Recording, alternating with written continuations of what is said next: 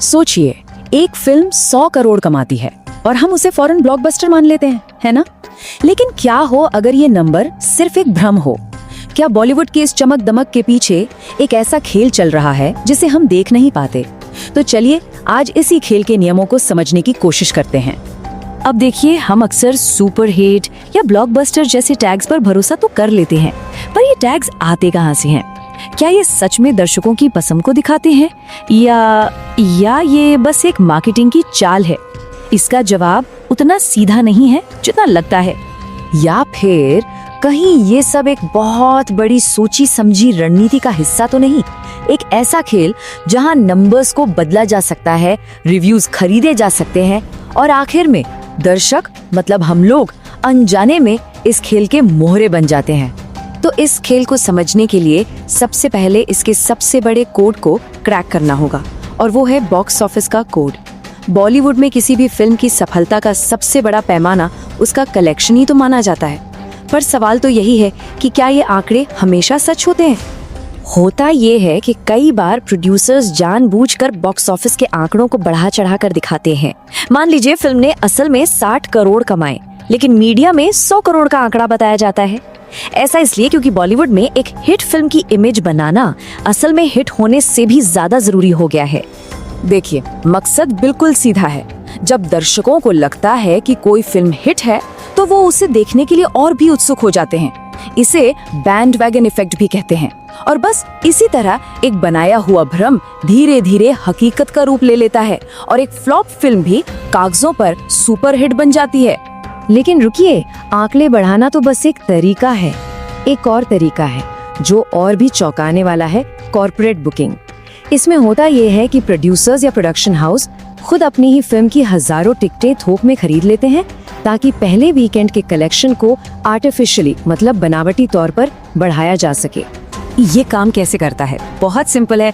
Producers bulk में टिकटें खरीदते हैं जिससे थिएटर के रिकॉर्ड में शो हाउसफुल दिखने लगता है। इससे होता क्या है कि ऑनलाइन बुकिंग पोर्टल्स पर एक जबरदस्त डिमांड का कह लीजिए एक भ्रम पैदा होता है और आम दर्शक को लगने लगता है कि अरे वो तो एक बहुत बड़ी और कामयाब फिल्म मिस कर रहे हैं। मतलब सिचुएशन ऐसी हो जाती है कि थिएटर खाली पड़े हैं लेकिन रिकॉर्ड्स में शो हाउसफुल है।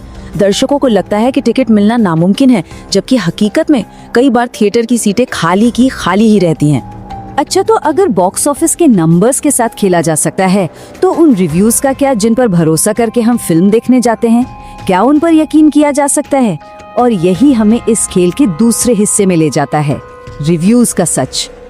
आपने भी देखा होगा यूट्यूब पर, सोशल मीडिया पर ब्लॉकबस्टर, माइंड ब्लोइंग जैसे रिव्यूज की बाढ़ आ जाती है। लेकिन असलियत ये है कि बहुत से इन्फ्लुएंसर्स और रिव्यूअर्स पैसे लेकर पॉजिटिव रिव्यू देते हैं। कुछ पर दबाव होता है तो कुछ इस डर से सच नहीं बोलते कि कहीं इंडस्ट्री में उनका आना जाना बंद न हो जाए।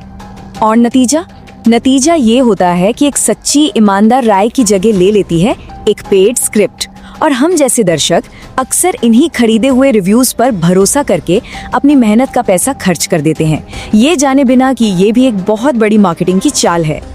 लेकिन इन सब के पीछे जो असली मास्टरमाइंड है वो कौन है? वो है पीआर यानी पब्लिक रिलेशंस टीम। ये वो अदृश्य शक्ति है जो पर्दे के पीछे से पूरी कहानी, पूरा नैरेटिव कंट्रोल करती है। ये पीआर टीमें क्या क्या नहीं करती। सोशल मीडिया पर फेक ट्रेंड्स बनाती हैं, ट्विटर पर हैशटैग्स को पैसे देकर ट्रेंड कराती हैं, और अगर फिल्म से जुड़ी कोई भी नेगेटिव खबर आ जाए तो उसे ऑनलाइन दुनिया से गायब ही कर देती हैं। हमें लगता है कि वाह, फिल्म के बारे में तो हर कोई बात कर रहा है, जबकि सच यह है कि इस पूरी बातचीत को पैसे देकर बनवाया गया है। तो सोचिए, जब नंबर्स से लेकर रिव्यूज तक सब कुछ कंट्रोल किया जा रहा है तो इस पूरे खेल में असली कीमत कौन चुका रहा है? और क्या दर्शक के पास इस खेल को बदलने की कोई ताकत है भी या नहीं? जवाब बिल्कुल सीधा है। सबसे बड़ा नुकसान दर्शक का होता है। अपनी मेहनत की कमाई और अपना कीमती वक्त लगाकर जब कोई थिएटर जाता है और फिल्म निराश कर देती है तो मन में बस एक ही सवाल उठता है, अगर फिल्म इतनी ही खराब थी तो ये इतनी बड़ी हिट कैसे बन गई? तो क्या इसका मतलब ये है कि बॉलीवुड में सक्सेस को खरीदा जा सकता है? अगर शॉर्ट टर्म में देखें तो हाँ, बिल्कुल। इन तरीकों से एक फिल्म को जबरदस्त ओपनिंग वीकेंड तो मिल सकता है, लेकिन ये सफलता ज्यादा दिन टिकती नहीं। और यहीं पर असली ताकत सामने आती है, दर्शक की ताकत। क्योंकि मार्केटिंग हो या पीआर, कुछ भी कर लीजिए, लंबे समय में सिर्फ वही फिल्म चलती है जिसे दर्शक सच में दिल से पसंद करते हैं। और जब दर्शक जागरूक हो जाता है ना, तो वो इस पूरे खेल का पासा पलट सकता है। तो बस अगली बार जब भी कोई 100 करोड़ क्लब या ब्लॉकबस्टर जैसा भारी भरकम शब्द सुनाई दे, तो एक पल रुककर खुद से एक सवाल जरूर पूछिएगा, क्या ये सच है या बस दिखावा?